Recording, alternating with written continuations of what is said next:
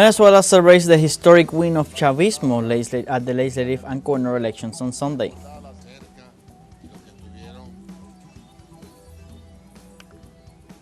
In Argentina, the General Labor Confederation filed a judicial appeal to declare as unconstitutional the government's decree which restricts the workers' right to strike in the country. And in Malaysia, the second day of the 46th Summit of the Gulf Cooperation Council and the Association of Southeast Asian Nations continues, which main topic on agenda was the possibility of diversifying trading networks.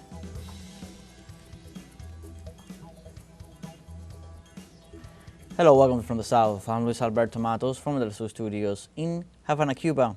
We'll begin with the news.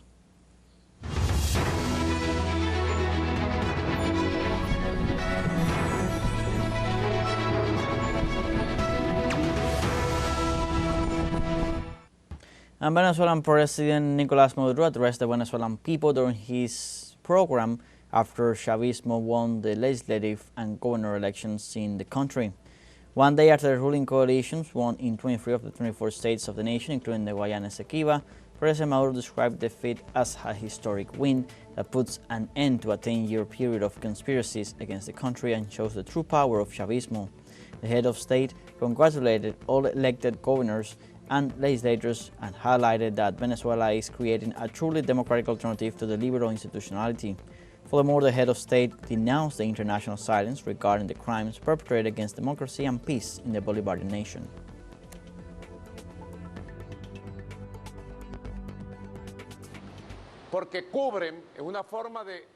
Because they cover it up, it is a way of having a story that covers those they move within the country or from abroad. Because we captured several foreign mercenaries, they cover them with a human rights defender card. Will they come to kill in Venezuela?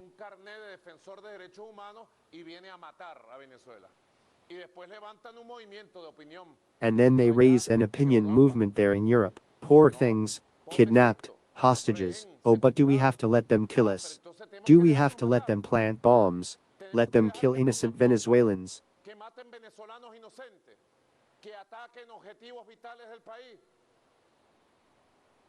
Let them attack vital objectives of the country? No, there is a constitutional first that is respected here, and whoever comes to conspire will be captured, tried and punished according to the laws of Venezuela.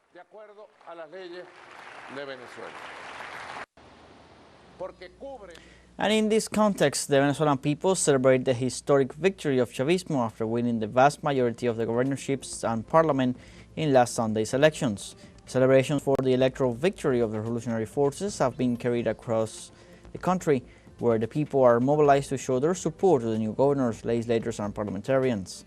For their part, more than 2,000 motorized vehicles joined the celebration, touring the streets of Caracas, showing their support to the Great Patriotic Poll, which obtained 80% of the votes for the National Assembly and 99% of the governorships.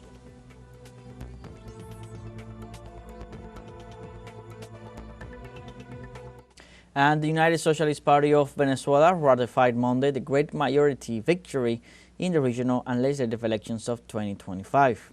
Secretary General of the party, Diosdado Cabello, affirmed that Sunday's elections consolidated the Bolivarian Revolution after a resounding victory that guarantees national peace. The political leader thanked the Bolivarian National Armed Forces for the protection it provided across the nation and emphasized that the state of Guayana Esequiba already has an elected governor who will guarantee peace and the safeguard of national sovereignty.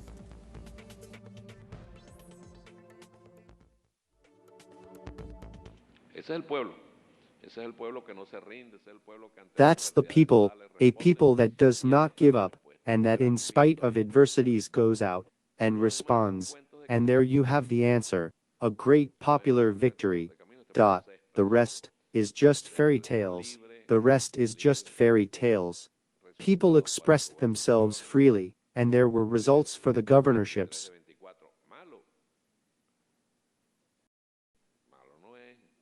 From 23 to 24. Bad? It is not bad. The same with the National Assembly. An extraordinary victory. Some of the comrades here today are going to the National Assembly. Congratulations to the new deputies. Congratulations to the gentlemen of the opposition.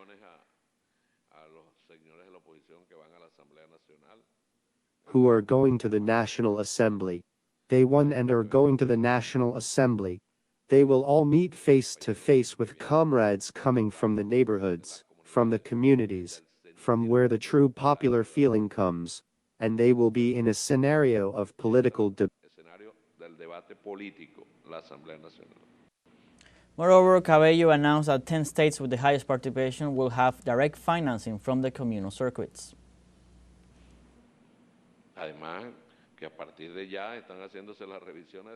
In addition, from now on, the communal circuits, where there was a higher participation, 10 per state, will have a direct financing. The communal circuits, where there was greater participation, the first 10 will have direct financing from the president. For life together, everything is possible.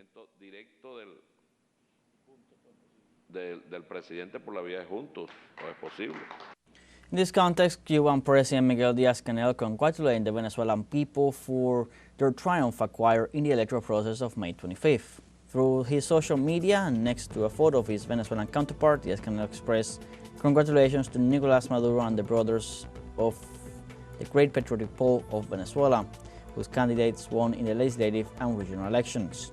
The Bolivarian Revolution consolidates its institutions with the majority support of the people in spite of the sieges and sanctions.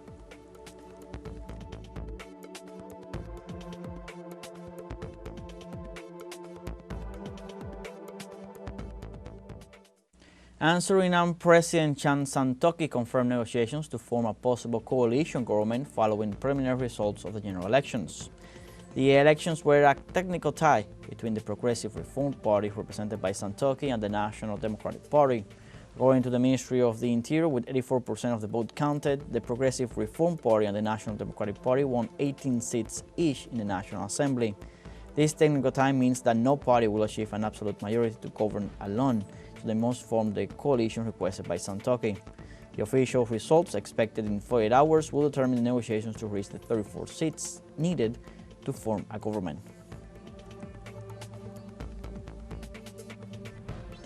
We now have our first break. Remember, you can join us on TikTok at teleSUR English, where you'll find news in different formats, news updates, and much more. We're going to be right back.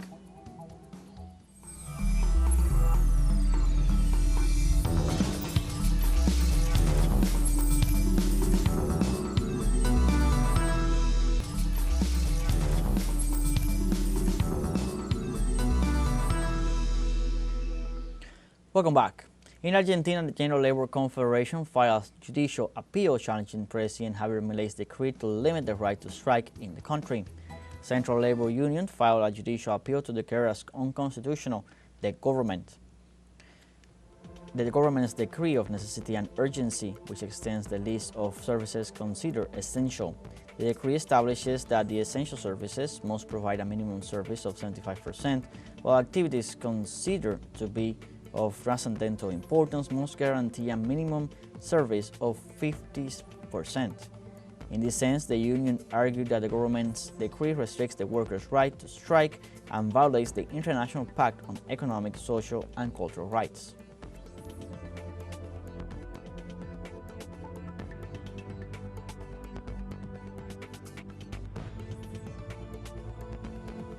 And in Chile, Senator Fabiola Campillay, a representative of the National Network of Survivors of the Social Outbreak, ended their relationship with President Gabriel Boric government.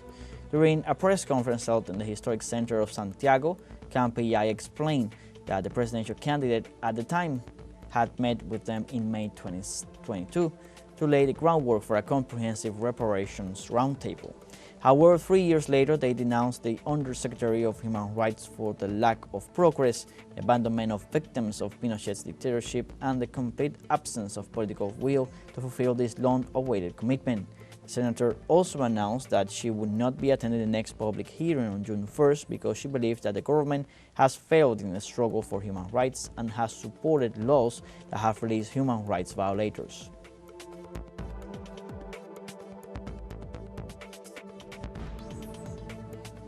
And in Honduras, authorities handed over on Monday the evidence that links the former chief of the armed forces, Romeo Vázquez Velázquez, with drug trafficking and money laundering. The evidence consists of leaked videos that show Romeo Vazquez inserting bundles of bills in a black bag.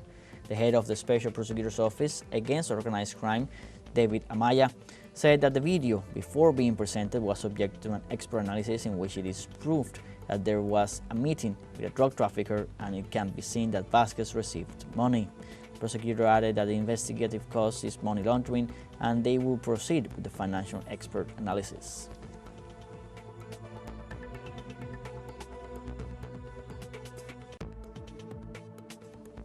And U.S. Democratic Congressman Glenn Ivey said that authorities in El Salvador prevented him from visiting Kilmar Abrego Garcia in prison. Abrego Garcia is being detained in the Central American country after being deported from the United States despite having a legal status that protected him. The U.S. politician published before his appearance a video on X in which he is shown at the entrance of a prison without specifying if it was the mega prison of the Terrorism Confinement Center SECOT or another one. Abrego Garcia is one of the more than 200 migrants expelled from the U.S. and sent to a high-security prison without access to his family or lawyers.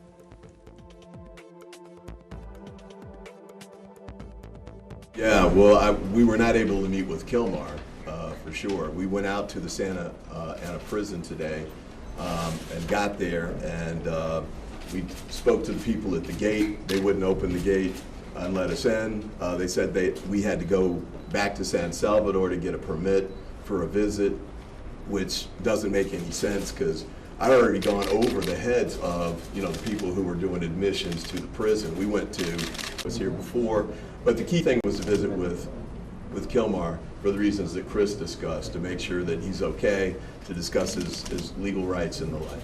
So.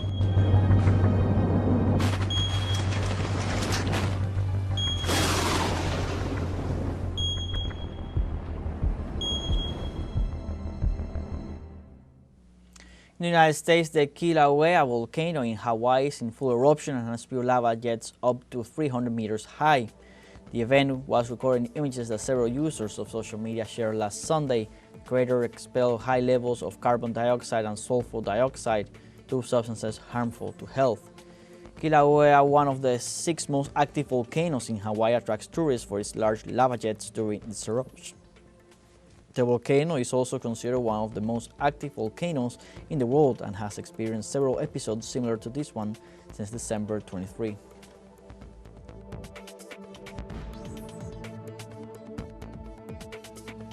Also in the United States, more than 228,000 homes in the state of Texas are left without power due to the intense storms that hit the region on Monday.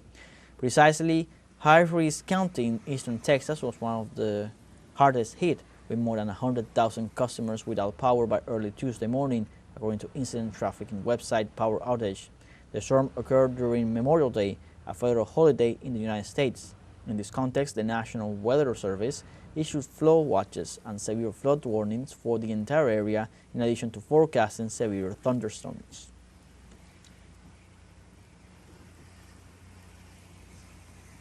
We now have our second and final short break coming up. Before we invite you to visit our Facebook page at teleSUR English, where you can follow our top stories, special live coverage, and much more.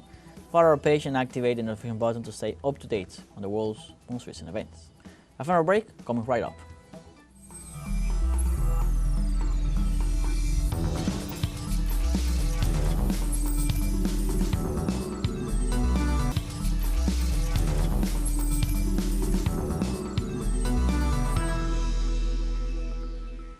Welcome back. On Tuesday, the Middle East leaders met on the second day of the 46th Summit of the Gulf Cooperation Council and the Association of Southeast Asian Nations in Malaysia. Malaysian Prime Minister Anwar Ibrahim received the leaders of countries such as Oman, Bahrain, Saudi Arabia, Kuwait, Qatar, and the Arab Emirates for the second summit held in the capital Kuala Lumpur. During the first day of the summit, Ibrahim warned of a transition in the global geopolitical order and the resurgence of protectionism as a threat to multilateral trade. In this context, the Prime Minister stressed the importance of deepening ties with strategic partners to build resilience in the face of phenomena such as market fragmentation and food crisis.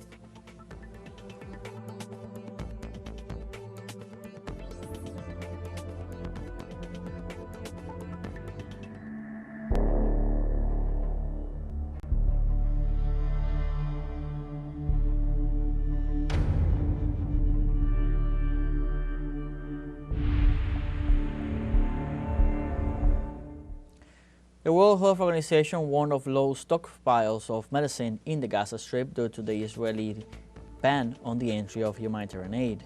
According to the agency's regional director for the Eastern Mediterranean, Hanan Balki, about 64% of medical equipment and 42% of essential drugs and vaccines reached serious stock level. The agency's Director General Tedros Adhanom Ghebreyesus earlier called on Israel to stop the systematic destruction of the health system in Gaza.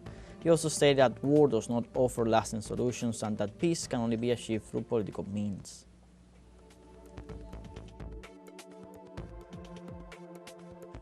The blockade that took place, that has been taking place for over 11 weeks, there has been no WHO trucks entering into Gaza for medical care support. So the situation is devastating. The stock of the essential medicines list, we're at stock zero of close to 42 of essential medicines and vaccines. We are stock zero of close to 64% of medical equipment. We continue to ask and request over and over again to allow for the trucks. I think over 50, and my colleague will assist me if I'm messing up any of these numbers, but I think close to 51 trucks standing at the border with all of the support to go in. A new United Nations Food and Agriculture Organization geospatial assessment showed less than 5% of Gaza Strip cropland suitable for cultivation. A joint assessment by the United Nations Food and Agriculture Organization and the United Nations Satellite Center described the situation of the Gaza Strip farmlands as alarming. The assessment found that more than 80% of total farmland has been damaged, while 77.8% of that land is now inaccessible to farmers. Destruction has extended to greenhouses and water sources.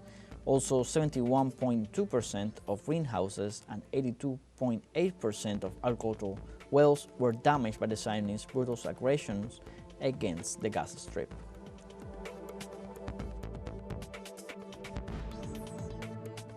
And Israeli occupation forces and settlers stormed and waved Zionist flags at the Al-Aqsa Mosque, considered the third holiest site for the Muslim people in occupied Jerusalem.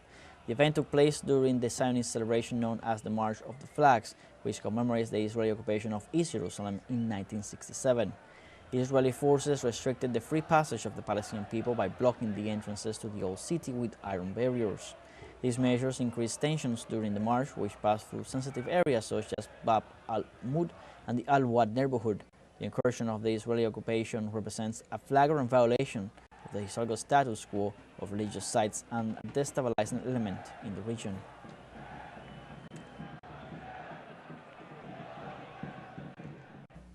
And the Yemeni resistance movement Ansarullah denounced the Israeli attack on the Al-Yarwawi school in Gaza and the burning of dozens of refugees as a war crime. The numerous victims, most of them children, were burned to death when the fire caused by the bomb razed 2 classrooms converted into shelters for displaced people. The Yemeni Ansarullah movement expressed its concern following the escalation of the crime. Also stressed that the Zionist criminals are fully responsible for these crimes and call on all nations to strengthen their actions to put pressure on the war criminals and child murderers in Gaza and also on the governments that support the crimes.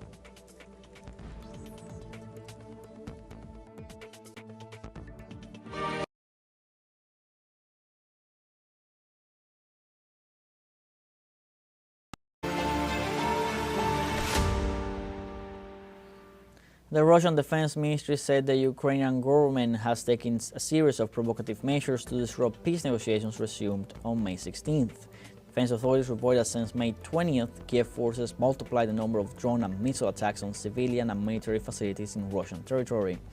In response, the Russian armed forces carried out a series of air, sea, and land precision strikes against military facilities and enterprises of the Ukrainian military-industrial complex.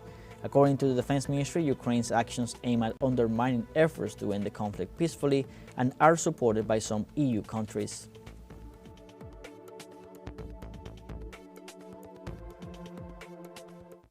And Iran and China consolidate a strategic alliance with the creation of a land trade corridor that promises to reshape Eurasian trade. The rail route drastically shortens transportation times between China and Iran from the 30-40 days required by the traditional sea route to just 15 days by land. This competitive advantage is of particular relevance as global supply chains seek more efficient alternatives that are less vulnerable to geopolitical disruptions. This project sidesteps U.S. maritime control through strategic points such as the Straits of Malacca.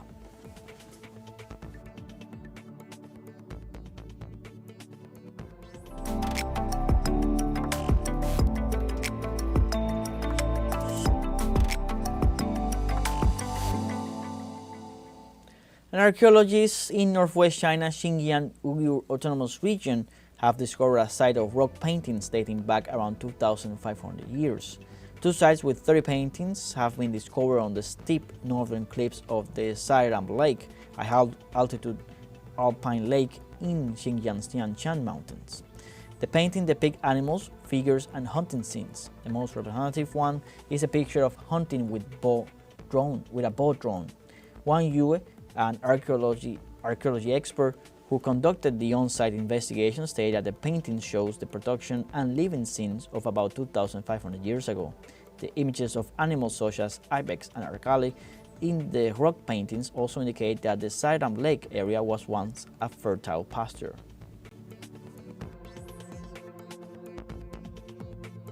Like this, we have come to the end of this news brief. Remember, you can join us on our social medias, Facebook, X, Instagram, Telegram, and TikTok, and you can also find these stories and much more on our website at teleSUR English. I'm Luis Alberto Matos. Thank you for watching.